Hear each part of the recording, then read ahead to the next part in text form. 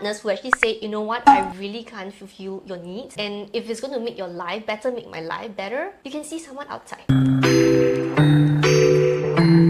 To our channel. Today I have a wonderful guest, Dr. Angela, who is a family physician but also a sexologist. Usually I call myself an intimacy coach. Intimacy coach. Because I prefer the word intimacy over sex, because sex is like kind of the act, whereas intimacy encompasses the whole of it. And in today's topic, we want to talk about aging and the intimacy act, the physical sexual health. So commonly people will think when they get a bit older, sex is like out of the questions. Yeah, like out of the window, like, you know, I'm old, I don't need it anymore. It's only for the young. But do you feel that people are still struggling, like physically or emotionally, how to have the intimacy relationship with their partners? I think it's beyond just physical and emotion. It's also the stereotype. Like we said, right? You know, the moment you're old, you're not functioning as well, you should just let it go. And then especially for females, you know, once we hit the menopausal age, we'll tell ourselves, well, I don't really need sex anymore, because it can be uncomfortable, especially, you know, perimenopausal. There's a lot of symptoms and makes us feel more agey. And when our partners don't know how to deal with that, we end up having a lot of disagreements.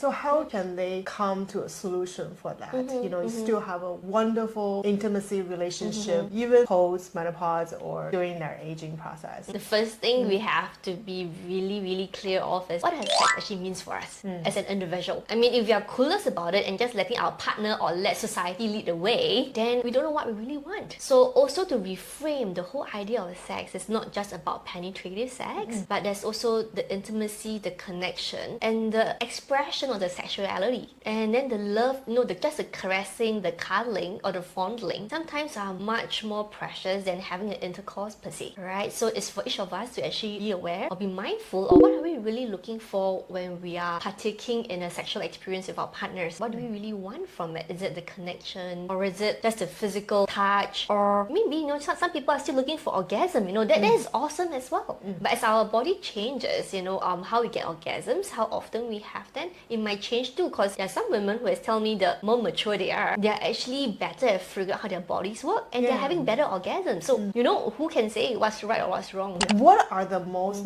misconceptions when it comes to communicate that intimacy with your partner from your experience? I think it's where the timing and the frequency, because the long-term committed relationship, you know, we have our own lives, we have our own schedule. It's like, unlike our dating days, when we are going out for the date, it's just my time with my partner. And a lot of time it's very easy to go into sex because that block of time is really blocked off our partner. But when you start staying together, you're married, you have kids, you have various commitments, you don't really find that spaces anymore. So a lot of times, you know, your partner may approach you, but it's the wrong time. Or you approach your partner, then it's the wrong time. And then you end up with a lot of rejection. Rejections add up into resentments and failure in the relationship, and these are all not communicated. So over time, more often than not, you know, male will be afraid of asking because they don't want to be rejected again. So when it comes to that, what will be the solutions or guidance to solving that? Essentially, having an open communication. It might be tough for a couple who are not used to having difficult conversations, but there's always a start. And if you find that things are really tricky, feel free to do this in the face of a facilitator, be it a counselor or sex therapist, but someone who you think you'll be comfortable to help to mediate the challenges. Because when we're having a difficult conversations, a lot of times you'll be so afraid, am I going to step on a time bomb? You know, is my partner going to erupt? Am I going to say the right thing? You know, I don't want my partner to be sad. I don't want to be hurt too. So a lot of these feelings can be nicely navigated without that big explosion. So during your experience, there are definitely a lot of like social stigmatism towards the intimacy act, especially for the elderly.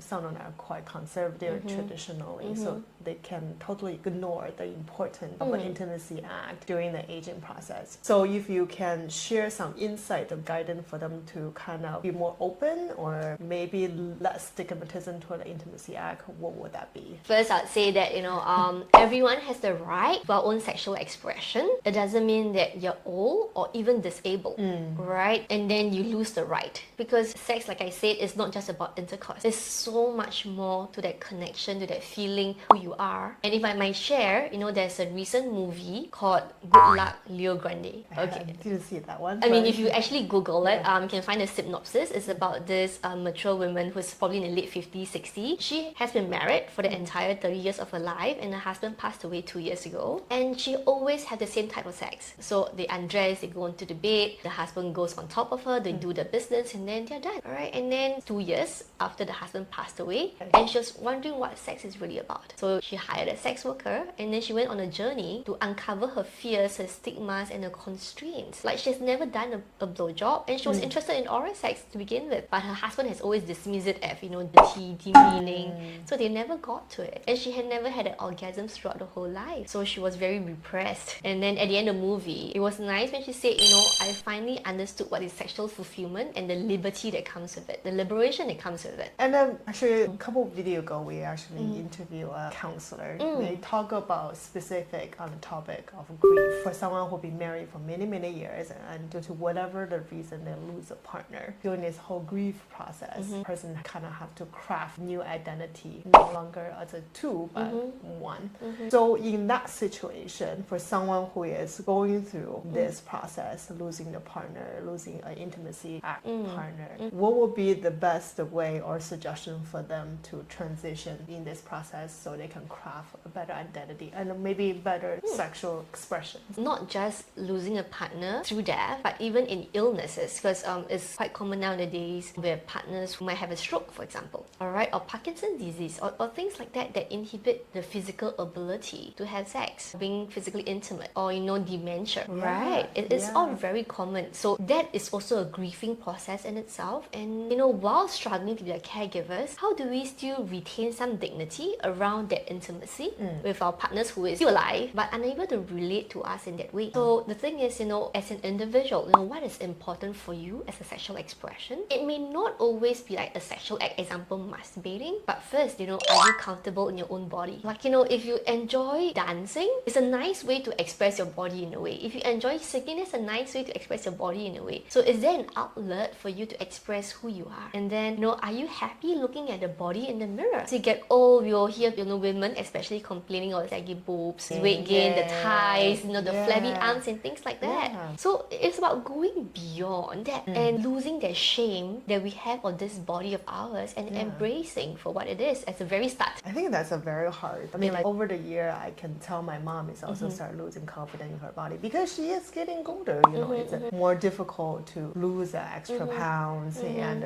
she's losing muscle mass. When someone is going through that, what can they do to have a better mindset to accept this change? Well, it's to grow appreciation for this body in a different light. For example, this saggy pair of boobs of mine have been through a few cycles of breastfeeding. They have fed my children to be who they are. This waistline that I have was gained through having 3 babies, little things like that. I mean, of course, not everyone was a mother, but as we grow, there were different things. For example, this pair of hands were the pair of hands that took care of my partner, when he was alive. So all these body parts deserve to be recognized in a different way and to be loved in a different way. So for couples who it's hard to open that conversation because they are older, maybe they are more conservative, like what are the tips so they can rekindle that intimacy again? Of course. Okay, for a start, if difficult conditions is way too much of a hard ask, I would suggest going out on dates again. Rebuild that connection, rebuild that, having the light-hearted moments. Because after spending like 30-40 years building your career, raising a family, we get disconnected. And we change, we go on different paths. It's about getting reconnected again, finding that path that matters for you and your partner, and start from there.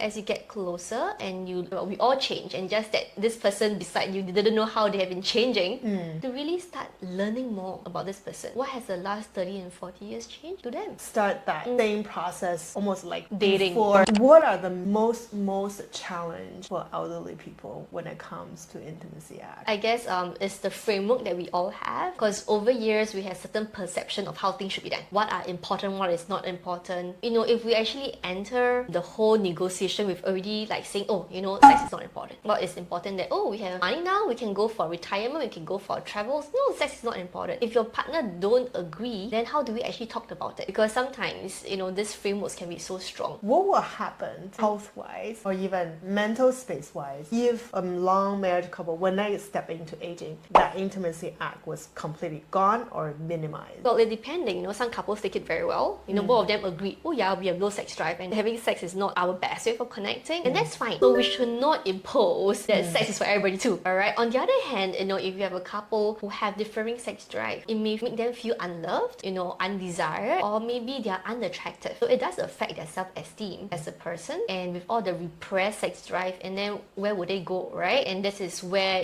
things like infidelity and affairs can also occur that way. From your professional opinions, how you see infidelity, like seeking that sexual act from a third party? I mean, ethically, that's not quite the best thing to do, but it's not for me to judge because, every marriage has its own constraints. But, what I would like to offer here is that if some things can be talked about more often, can be opened up. Like, for example, if your partner really cannot meet your sexual needs, is there a way that you can do it with consent? Consenting your partner to see someone else for sexual needs, it feels much better than being hidden in the dark and getting hurt and betrayed that way. Very Asian traditional. How often are people accepting this? Like, okay, so I'm no longer in a position or had the ability to provide sexual need for my partner, so I am okay with you to seeking that from somewhere else. Do people still have a lot of stigmatism towards this? I would say yes, because most people don't talk about it. Hence, you have all these affairs and things that's happening in the background. But surprisingly, for couples who have come to me and they want to open up the conversation, partners who actually say, you know what, I really can't fulfill your needs, and if it's going to make your life better, make my life better, you can see someone outside. We cannot expect our spouse to be our 100% for everything. So I always encourage, couples who are committed, still have your friend circle. Don't rely on your partner to be your best friend, your confidant, your soulmate, your everything. Yeah, that's a lot to ask. So this is my personal interest. When you look at a human and mammals in general, right? Human is very few species that practice monogamy. So what do you think from your professional opinions? What do you think about monogamy and the polygamy? To me, I love the term when it was being coined called ethical polyamory. So it's like you set up for the relationship, you open, there's consent, and there's a lot of respect that is given. And the most beautiful part about it is you actually get to work through jealousy. You feel happy for your partner having someone else that he or she can love and love him or her back. Right? And it's not just you, so the burden is not all on you. But to overcome this whole idea of possession, jealousy, envious, it's very, very difficult. So it's not something that all of us are comfortable with. Some of us has got different moral ideals about such things and can be very, very challenging. I feel like sometimes we are constrained by,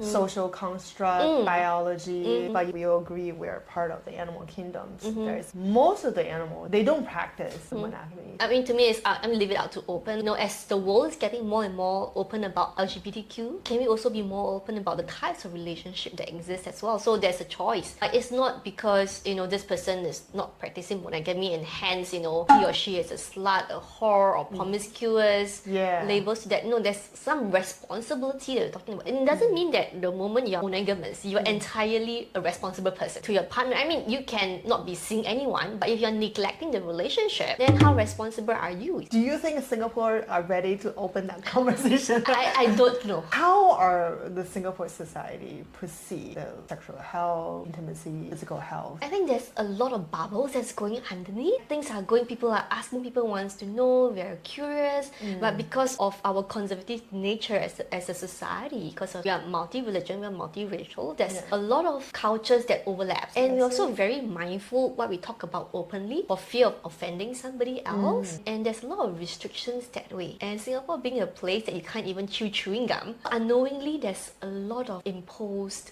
rules and regulations about how things should be done. That is like, you can't just get rid of it. It can't just be liberal just like that. And it's going to be a process for us to learn to be more inclusive, understand that diversity exists, and how do we navigate someone who is different from us, a different set of values and ideas. In the market of intimacy coaching, what do you think it's going to be in the next maybe 5, 10 years? I think we are still in our very infancy stage where we are doing a lot of awareness building rather than actual problem solving. Because I would say the cases that end up in my practice room are cases that I wish they've come to see me a few years earlier. Because it's usually when they're on the stage of talking divorce, there's so much resentment, so much hurt that's built up that sometimes it takes a lot of effort to undo a lot of those things. If they have known, there was such services earlier, things would have been easier to resolve. So I guess we are still very much in the education phase, the awareness phase, to let people know that sexual health is important. So I do hope that with this, it also open the door for sexual health, that it is also important, it's also a big part of us. Thank you so much for your time. If any of you want to know more about Dr. Angela's intimacy coaching, I will leave that details in the video descriptions. And